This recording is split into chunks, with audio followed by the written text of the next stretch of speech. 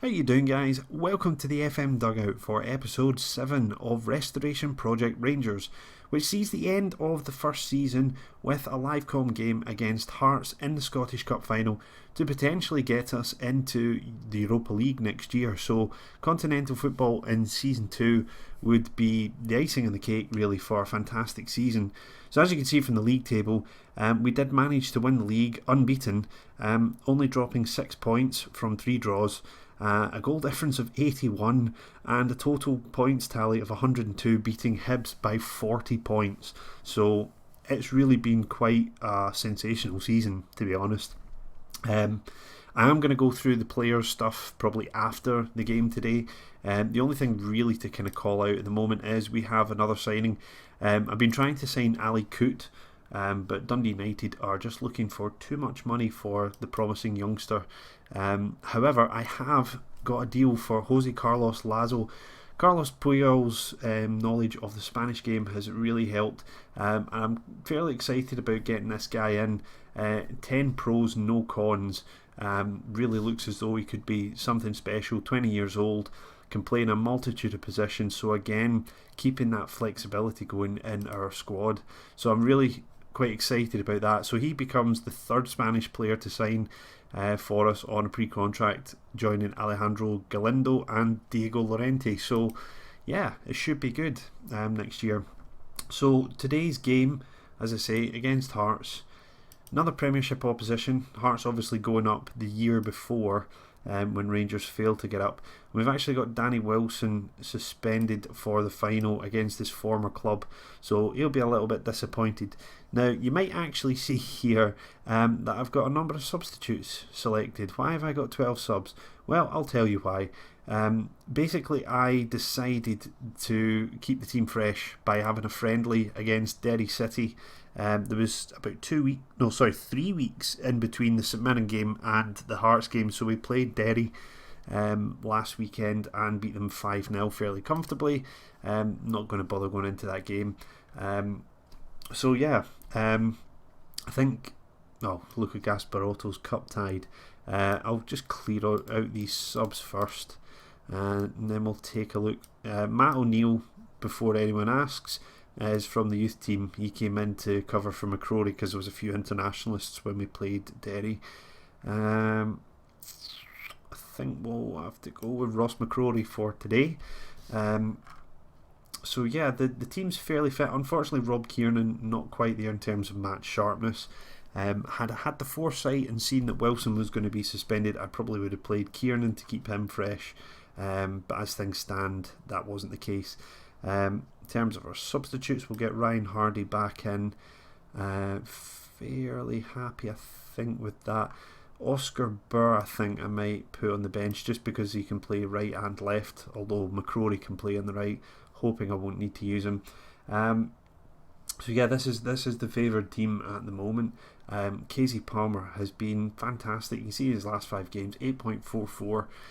Really starting to show his potential at the club. So really pleased with him.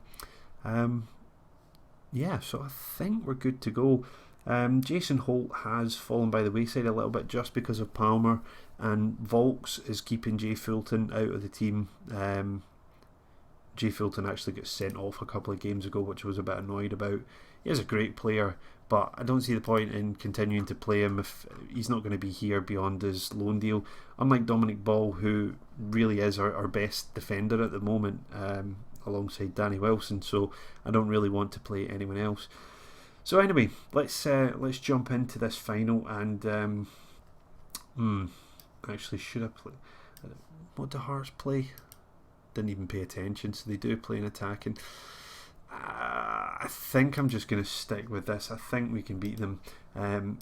Maybe a bit of a gamble, and it's a pretty big gamble to take, given that European football may have to wait another year if we don't get this quite right today. So they're lining up the same formation as us, right? That's okay. Again, probably stick with a hard tackling to begin with. I'm not sure who the referee actually is today. Can we see who it is? If it's Willie Collum, then I really don't want to be playing that, but I can't see it here. maybe just gone blind, but yeah, I can't see it. So let's see, what can we say? Win this trophy for yourself, but also for the fans. Great. I've stressed out Will Volks. I'll see if I can individually talk to him. Sometimes it makes a difference, but nah, it hasn't here. So let's see if we can redeem ourselves with the rest of the team. Yeah. Okay, so, and obviously once again slow down the time a little bit. So yeah, this game is going to be one of those ones that I think it's going to be quite a close call. I hope for a nice early goal here. Oh, hush my mouth. 30 seconds in, Martin Waghorn scores his 47th goal of the season. Well, okay, I've just been proven totally wrong there, but in a good way. So that's a cracking start for us. Really good. I mean, Hearts having all the possession at the moment, but obviously he's got to level out a bit after the first 5 minutes. There we go.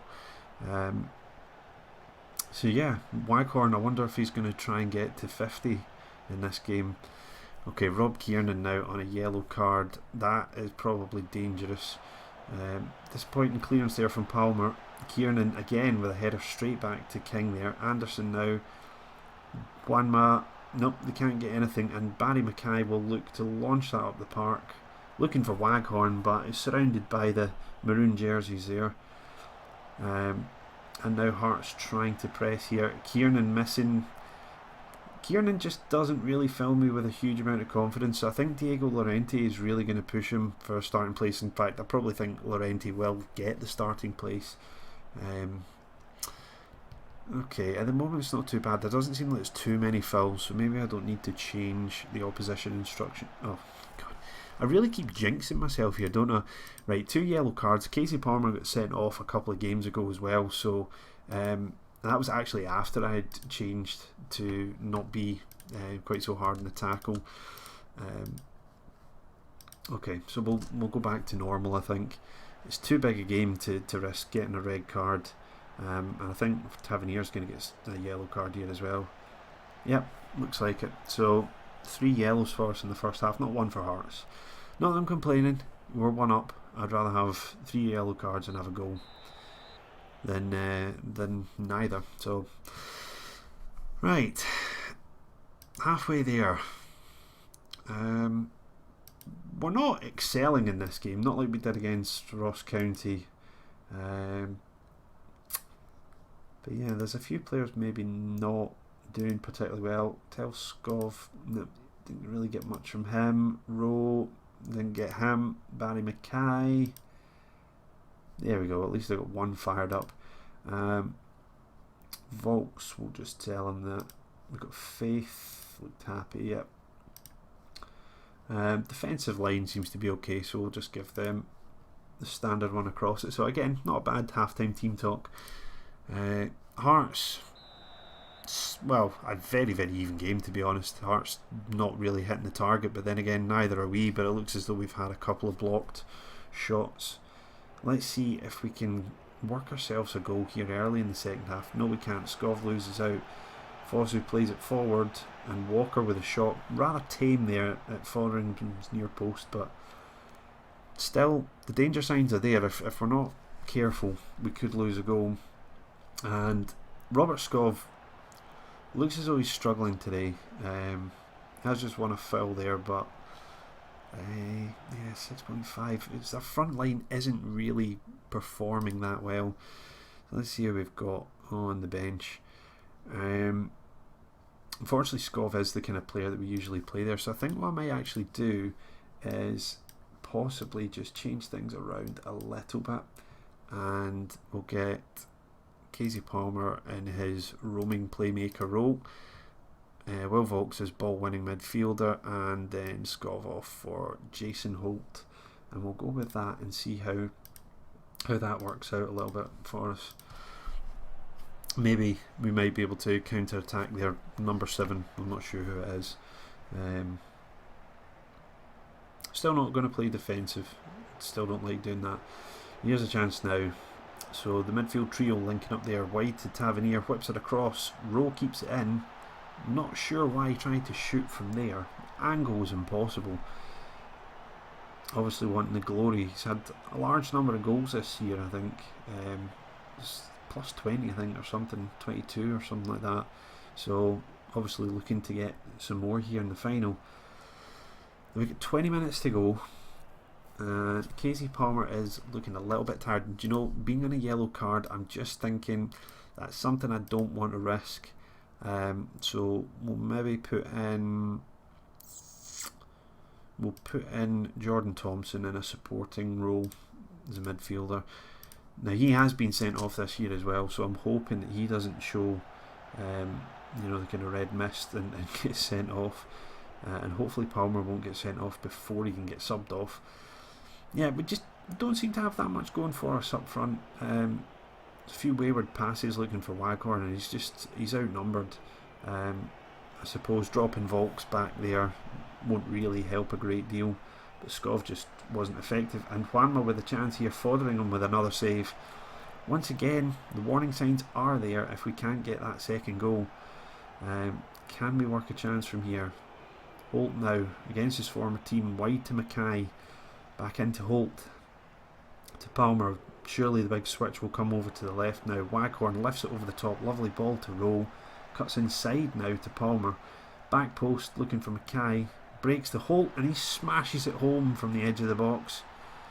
Absolutely stunning strike from Holt there, coming off the bench and having a big impact in the game. And I got to say, with 15 minutes to go, I think it looks like we've got European football next year, which is ahead of schedule as far as I'm concerned. I wasn't expecting it until season 3, so that would be fantastic, and maybe it would help.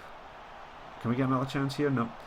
Goalmouth scramble. It might help us actually in terms of signing players if we can get that qualification for Europe.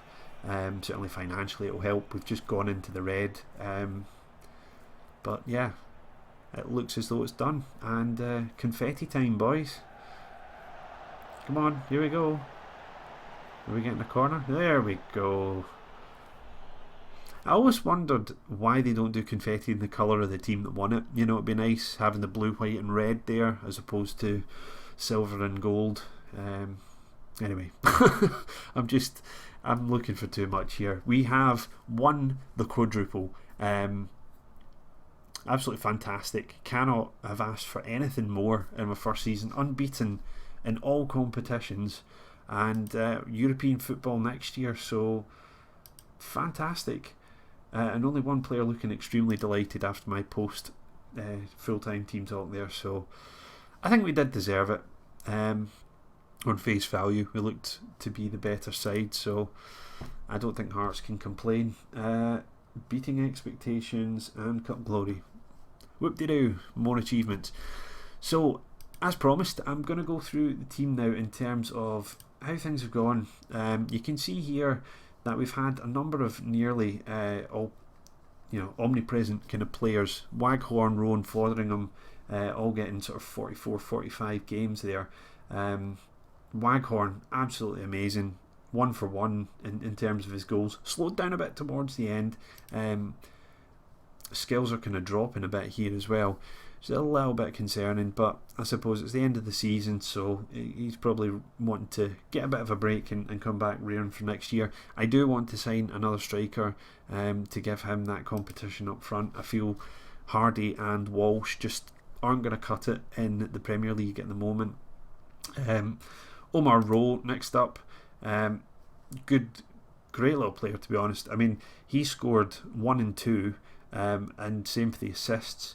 8 man in the match, he's 7.78 overall, and we got him on a free transfer, and he's only earning 1k a week, so that's one to look out for, guys. I seriously would suggest going for Omar Rowe as a free transfer if you're having a save in the UK where he's likely to be interested in you.